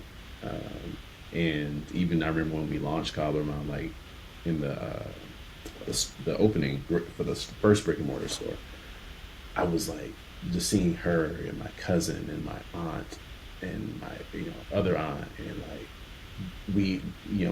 they were working almost to like 3-4 a.m. plus, and I'm like I'm ready to go to bed, and like they're in the kitchen, like going crazy to make sure, and like all of them have that work ethic that I still don't even mine comes out in other ways, but but like, man, it was grueling hard work. And so anyway, I say that to say, I as you mentioned, like I don't have kids yet, and I have a little more flexibility in that area, but seeing my mom do all those things and taking care of me in those kind of ways, I am almost not as sympathetic at times when I see other parents who, like, they're your age, or like you and Jillian, or what, all the different people. I'm like, y'all got two parents to make it, y'all do well, and of course you got your own unique challenges, but I've seen this do it with a third of what you had, and a third of the time and the money that you had. Yeah. And so of course it's different, and it's not to diminish anybody's stories, but that I've had that. I even think the same thing about myself and about my mum. I'm like, you're complaining because you got two parents, you got lovely family around, you live in a very safe neighborhood, or your garage door was left open, and you're getting upset at your kid because they did something stupid, or like, oh, I'm too tired to go and do that with you, where I would have been like, hey, my dad, and we are both very active parents with our kids. Don't let anyone think, like, we are super active. But there's times where I think to myself, like, oh God, you should have just got up yesterday and played with your kid to go throw that ball instead of drawing that picture for an extra 15 minutes or whatever it is. So, and that doesn't make it harder. It doesn't make it parenting any. What am I trying to say? Like, I think parenting's still hard. So it's not fair to No, and once you become a parent, like if you ever choose to be or whatever, it's what you will face is different than what your mum faced. That doesn't make it any less challenging, because you'll be like, hey, maybe you and your wife you got two jobs, so then you've got less time. Like, you both have jobs, you both, oh dang, we both had to work overtime. Oh, the kids need to get to baseball, and then we have another kid that needs to get over here. Okay, how do we divide that up? Oh man, I'm stressed about work. Oh man, but I cooked dinner last night, but you've got to cook dinner too. But like, it's just a whole different thing. Now, any single parent who's able to do any of this, and my mum included, that you were able to do this stuff and keep your head on your shoulders at all, and it blows my mind, because I look back and I'm like, some of the things I got up to when I was a kid, how did you just move forward? Right, yeah. But we're here and we're thankful, and so I mean, she's super proud of me, but I'm proud of her too. Yeah, your mum's awesome. All right, last two questions. I'll let you get out to your missus or get to sleeping or banging away on Marvel. Landshark, here we come. I got another meeting. It's okay. Oh, what do you got after this? Yeah, we'll talk more. Oh, okay. We should just jump on one of these and just have a big yarn yeah, that'll be great. All right, what are 3 things you're grateful for? My health, my loved ones, and discernment. What is discernment? Yeah. What's that? Like, I mean, well, you mentioned it earlier, right? Around, I think at the top of the conversation, about how are you able to pick and choose, what you spend your time to. And so I'm just thankful that I'm very self-aware and unapologetic about how I choose what I do and what I don't do. And, even if it's something that not good for me, like, if I want a donut, I'm gonna eat the donut, but I'm not gonna waste time hemming and hawing if I want it or not. Like, See, that's the thing, is I eat the donut, him and her, and then I still eat the other donut. Well, I used to. I'm not a gonna waste little bit time better. about the decision, so Yeah. I'm grateful that I am very intentional about how I spend Is my your time. mum like that as well? No, No. Where do you think you get that from? I don't know. I truly don't know. Oh, interesting. Like, yeah, I'm pretty incisive. Like, I will make a decision. There's usually the things that where I'm hemming and hawing about are like, I've already done all the due diligence in the world, and I'm like, I having a really amazing choice with a really awesome choice, and it's not one is better Than than the other. It's just a different experience than Yeah. the other thing, right? And so that's when I have a really hard time making a decision. Yeah. But otherwise in life, and increasingly as I get older and just more as I grow and as I connect with mentors and learn other people, I'm like, yo, just go. The most expensive thing we have is time. So Yeah. let's just choose. I think about it in summers. Like, I think I've got 40 summers left, and like, what am I meant to do with these 40 summers? You know what I mean? Mm. So that's how I like sort of break it down. I'm a little older, a little grayer, midlife crisis coming along. So, Yeah. I was gonna, being someone that has discernment, and how does that transition into your relationship? Not so much like on like discussions between yourselves. I think that could be a whole nother like just set of discussion. But picking someone and then them picking you at the same time, how do you find that? Elaborate just a little bit more. Like, so where you're like, hey, I really like you, like how do I, it's not that you're picky, but like you know what you want, and you know that that could sound very rapey if I said it like this, but you know what you want, and you're like, hey, I want to make this happen, but you go, fuck it, I had it in my head. Fuck it, I'll just cut that bit out. Don't worry about it. That bit, I was just more thinking like, how do you like, so something okay, put it this way. So you have a job, 2 jobs, right? They're both, one's epic, one's awesome, and it's both 2 different like sort of lanes going down. Yeah. The emotions in that can almost come down to like financially and how that's sort of going to work out in that way.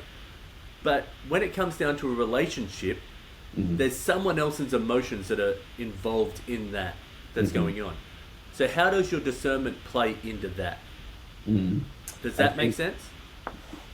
I'm going to respond, and then you let me know if it makes sense. I don't even know if I made sense, to be honest. I should leave this in. Just realize everyone can realize something. Well, what I've gotten from what you said is like, okay, well, as someone who knows what they want, but that's fine when there's an opportunity where it's just something more objective, but how does that play in when there's another person's feelings and thoughts involved about what they want? How do you guys come together, essentially? Yeah. Way better said than I. Again, idiot. Fucking idiot. No. So, yeah, I think that I've gotten better, probably too late at getting better at this, but I probably got better at that because by inviting other people to the conversation. That was one of I learned this in therapy, where a lot of things, or a lot of relationships, or a lot of, not even relationships, but sure, like just encounters or whatever, like romantic escapades, entanglements, or whatever, right? Like a lot of those, because I've dated a lot, but I haven't had a relationship in almost a decade, and so. But a lot of those dating opportunities, I was sometimes I was self-sabotaging, in the sense of like I would have the conversation and make decisions all in my head by myself, and I was thinking that I was doing it for the best, even if I was doing it for the best reasons, and even if I was right about it, I never invited that person to the conversation to let them make a choice. So like, oh, I don't want to waste her time, I don't want to do this. I might not have been wasting her time. She let her choose that, So I started to lean in and say like, hey, this is where I'm at in life right now. Yeah. And then let you choose if you want to stay, if you want to, versus, hey, this is where I'm at right now, I'm out. But we could have had a great time together, and then maybe things would change, or things could change, or things maybe not, right? And so that was a big turning point for me of inviting people to the conversation so they can make a choice for their own destiny. But as long as you just speak up what your truth is up front. I actually love that, and I had a thought because I've known about this like very close when we worked together, but like sporadically a little bit over the last couple of years. And I sometimes think that learning, when you said it's maybe a little too late, but sometimes that learning's happened at the right time. Do you get what I mean? Like maybe your missus right now gets the best of you because you had all those learning experiences to get to that, and now whether this takes on to be whatever, like she's met your mum, maybe you're pregnant, I don't know how you guys do it, maybe but like I sometimes think of that stuff, not that I believe in there's like fate or anything, but sometimes you learn all the stuff you learn for the thing to work at the right time. Does that make sense? Yeah, 100%. Yeah. And it's not. I was listening to another podcast and they were talking about like, can you truly waste someone's time or not, or is you can definitely waste someone's time. Oh yeah, and I've got an hour and a half of yours right now, so I've definitely. And I'm like, and I got the other side's argument, but I was like, no, you can still waste someone's. Like, yes, there are lessons in things, but you can still waste someone's time. So we won't go down that rabbit hole. So that was kind of the biggest learning I had on that topic, and I do agree with you. I think this is the best. Still a lot more to grow, but there's. And the thing, if you think you've ever stopped growing, you lost. You're lost. Like no matter what you've done, like if you think there's no way anyone out there, if they think they're the best, then you're already done. Yeah. So I'm grateful for the growth. I put that way. Yeah. Okay. So when we were texting back and forth, I said I might change this question. And so I want your opinion on whether I should change this question. I'm going to ask you the question, but I'm going to tell you the question that I'll change it to. Okay. And then you tell me if I should change it or not. Okay. Okay. So the first question that is now, you have to wear a shirt with a slogan on it for a year. What does it say? The question that I might change it to is, what would you like your drawing to be? So tying it back into the whole drawn to your story thing. Now I like to think that I'm going to do this drawing and be like, hey, this is just me bleeding into this. But then I've had some people that I can tell that are like, oh, that's the drawing. And then sometimes I can't find the drawing. Like I can't find it, but I got to get it out. Like sometimes it's better done than not done. You know what I mean? Yeah. So what do you think? I'm going to answer the first question, and I'm going to answer both questions. Okay. You can answer both questions, but let me know what one you think that if I should change it out. Yeah, I think that, I'll start backwards. I would have never, back when we were working together, I would have never called myself a creative by any means. I think everyone is creative. I fully agree with that. But I don't think everyone's a creative. And where I'm at now, we'll talk more. Like I feel better about like putting that joining the community of creatives. Yep. And what I've learned, I say, I don't think I should tell you how to do you so like whatever's speaking to you, like I think you should do that. Like I appreciate the question, but I couldn't. There's no way. I think that this is awesome. Like I was telling someone else about your podcast, and I was like, at the end he draws an illustration about like whatever he took away from it and all this different stuff. So no, I do whatever you want to do if it speaks to you. Just don't make me look ugly. I don't care. Well, that's going to be hard, mate. That's going to be hard. Okay. Yeah. Now you're lying. But no, now it's different if you're like, hey, do you want if you want me to give you some a direction or a topic to pick from the things that you learn, I'm happy to contribute on like, hey, I'm thinking of taking it this direction, A, B, C, or D, and I just pick one. Then cool. But I don't want to dictate anything. No, I was more thinking that, and maybe I need to word the question differently. But I had a skateboarder on last season, and they were like, after this, we were just chatting for a little bit, and he's like, oh, I'd always wanted someone to draw me doing a crooked grind, which is a type of skate trick where they're grinding along something. And I was like, oh yeah, send me a picture and I'd love to do that. Because Oh, like, so I think I like either need to word it differently, or that's the sort of thing. If you were like, oh my gosh, I've always wanted to be a Street Fighter character. I've always wanted to be like, you know what I mean? oh yeah, Like yeah. I've No, always, I don't have anything like that. yeah, So, yeah, but that's I understand the question better now. yeah, I don't have anything like I've never thought about myself like that. yeah.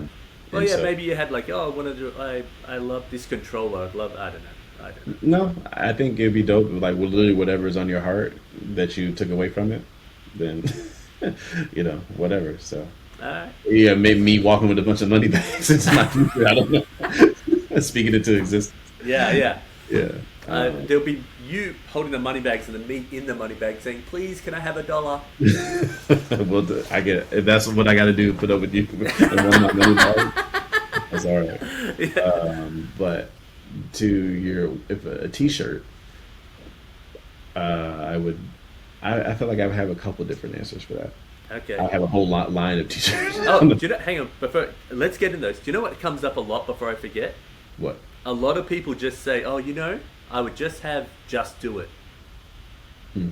And that it comes up a lot. I think that says a lot to what you were talking about earlier about how much this brand impacts people. Yeah, yeah. Yeah. I mean, and like I said, I accidentally said it earlier in this discussion, Yeah. but I wasn't trying to even be corny. Like it's such an action that Yeah, it's it just really is. straight to the point. Yeah. Like no, just Just go. do it. Just get it It done. literally Just just give it a shot. Yeah. Yeah. Sorry, what are your line of t-shirts? Be intentional, Be intentional. like because that I'm very intentional with my time. It kind of goes back to the discernment type Yep. of thing, but I think that lands better than discernment. Just like your Well, time is very people like me don't understand discernment. I'm like, did he just swear at me? Like, what the fuck? like is it kind of ties back into like things aren't going to happen on accident all the time. You only got so much time, so make the most of it. And even if you're going to rest hard, I mean you're going to rest hard. Like don't try to be like on your phone and just like don't like lean into it. If you're going to have the donut, eat the fucking donut. Don't go crazy, but it's Yeah. so it doesn't mean don't be irresponsible with it when you're making stuff that's on the Yeah. opposite side. But just like enjoy it and just do it, and with the reason of why you did it. Don't just do stuff without reason. Yep. And so I can guarantee if you saw me do something, hate it or love it, I did it for a reason. Yep. Right? And I think I just heard this yesterday. I went to a comedy show, and it's not people have heard it, but it still just hit me in a positive way. Like they said, don't dim your light. And Do you remember when I was at Nintendo and something had happened? I can remember. I'm not going to bother about sharing that experience. And I said to you, I don't know if you guys remember. I was like, I feel like that took my shine off. Like that, I had no more shine in my life. And there was a long time that I felt like I couldn't get it out of it. Like it really just like knocked me down, and I was like, no, yeah, sort of done. yeah, and it's real, and I Yeah. think in the context that they brought it up last night was around everyone doesn't understand your vision, and then sometimes of course you got haters, right? But I actually love haters. yeah. I mean, but like even outside of them, you might just have people who just don't truly understand Oh. what you're trying to do, and so then they bring you down without the intention of trying to bring you down to their level, but it's like, oh, like no, that's actually not what I'm trying to do, right? So it's like, how do you don't have to be, you can be confident, you don't have to be arrogant, you know what I mean? Like you can just be him or her or whatever, right? You don't have to conform to someone else's story of what. Because you know what I mean, it's like he actually used Buzz Lightyear as an example, in Toy Story, and he was like, when Buzz first showed up, Andy and the crew was like, "Oh, you're a toy." He's like, "No, I'm a spaceman." And they're like, "No, you're a toy." And sure, while that's also true, he's like he knows who he is, and he's like, "I'm gonna show you I can fly." And so it's kind of a silly example, but but it's like, no, you can be who you are, your vision and your purpose. And I think also it takes a level of vulnerability that you shouldn't share your vision and purpose with everybody because people don't because you can go off of your path, and because not everybody's going to understand that, or that you might hear all the other things are distractions. Yeah. I think I love haters because it's so blatant, right? Like, oh, Sure. I Yeah. hate that, and you can like prove a hater wrong. Yeah. If someone's not understanding, and it's like, oh shit, I can't get across what I'm doing to this person. Like, even, and there's people that I know that I adore, and they're like, I can see in their eyes, they're like, why are you doing this podcast, or why are you doing this? And it's always been that way for me, because I'm like creative, I'm a little bit different, I don't think the right way, or like I don't think, you know what I mean? And that's almost more heartbreaking than someone who's just like, you're a piece of shit. I'm like, well, that's a really hard statement. Like, you're really committed to that statement. Like, that's Right. But what you're describing, the former, that's the majority of the, not to say majority of the people, but that you're going to encounter that more than the haters. oh, exactly. You know, exactly. so that's like, It's like the little chips away, like where they're Yeah. unintentional, but it's like, oh, I knocked you. Oh, there's a little bit that fell. yeah, Oh, there's like I a- remember, like I told someone in my family, I was like, yeah, I'm trying to retire by like 35, right? And then, but because they haven't experienced that in their lifetime, or Oh, they're, yeah. they're like, they can't fathom it. Oh, they just like laughed. And then I was like, I'm dead ass. yeah, yeah, You know, and so, and I didn't take it no kind of way, but that's just like an example, you know, like you can't always share what your vision is with everybody, because Yeah. it's fragile, and sometimes, you know, maybe you don't even have to have thick skin, but those insecurities can just creep into you, and those insecurities are just distractions. yeah. I definitely have a lot of cracks where those things have seeped in, and it's like, because I aim for something that is so. Let me backtrack a little bit on this, even though we're a little bit off. But because I grew up in like podunk nowhere, Western Australia, in a very dysfunctional household, and then I ended up working for a company like Nintendo, right?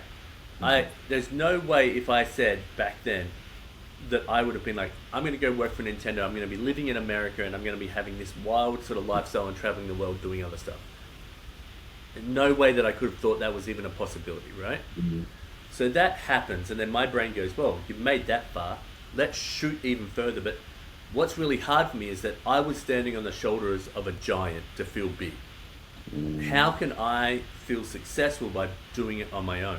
But then when other people sort of see that, they're like, yeah, because all the work's been done, kind of thing. All the like, who wants to hear you talk, and who wants to hear like your illustrations or that? Like, there's only a small amount of people that's going to want to see that. But when Nintendo probably first started, or like the cards or whatever it is, or any of these companies, people were probably like, really? Like, you're starting a shoe company? Like, you're like selling them out of the back of your car there, Phil? Like, you know what I mean? Yeah, right. No, 100%. And I'll leave you with this.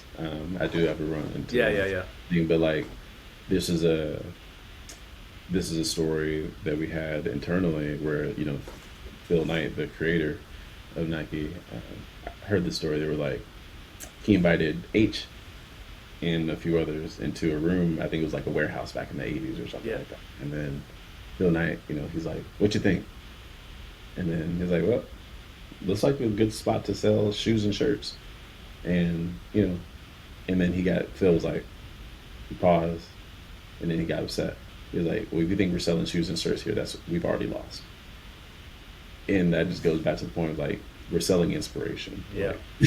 Like this is what it just manifests. It just happens to be a shoe. Through the shoe, yeah. You know, That's the vehicle that he's getting this message from. but he took he was disappointed Yeah, in that moment. He's like, that's what you think we're doing here?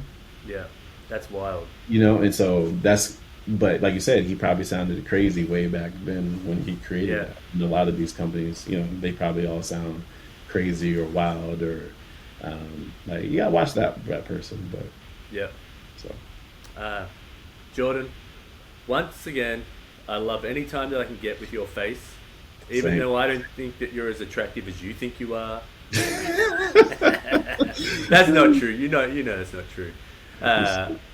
But I just enjoy the time, your insights into the world, your discernment, your I love the callback.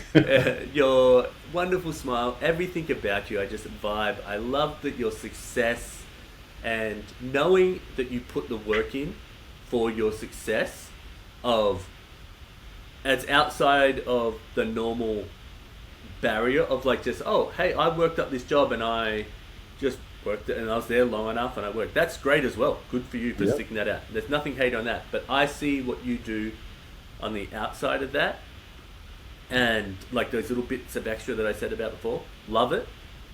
And that has been, I'm so stoked to be able to have you on here. In a couple of weeks, 4 weeks or so like that, I'll have a drawing. I'll have the podcast out for you. And yeah. Man. I appreciate you just as much, and I miss you. I miss you too. Out to you and your family. And, I can't wait to see Fletch and everyone. Just like see how big everyone's gotten. And I think he has a tournament down in Portland. Really? For what? For baseball. Oh, okay. Yeah, let me know. Yeah, we'll like whether we come down or like at least I can like come hang out. Yeah. And I'll let you know next time I'm up that way. But no, man, I'm proud of you, and we don't talk often, but whenever we do, we go for hours, whether it's a podcast or on the phone or I know. So you're missed, man, and I'm proud of you and everything you've been doing, and I'm drawn to your story. You son of a bitch! What a good callback. But I love you. I love you too, mate. Thank you very much. No, the honor's mine. I'm super excited to see how this all comes out. I'm nervous about the to see what you're gonna draw. Yeah, I'm nervous about it.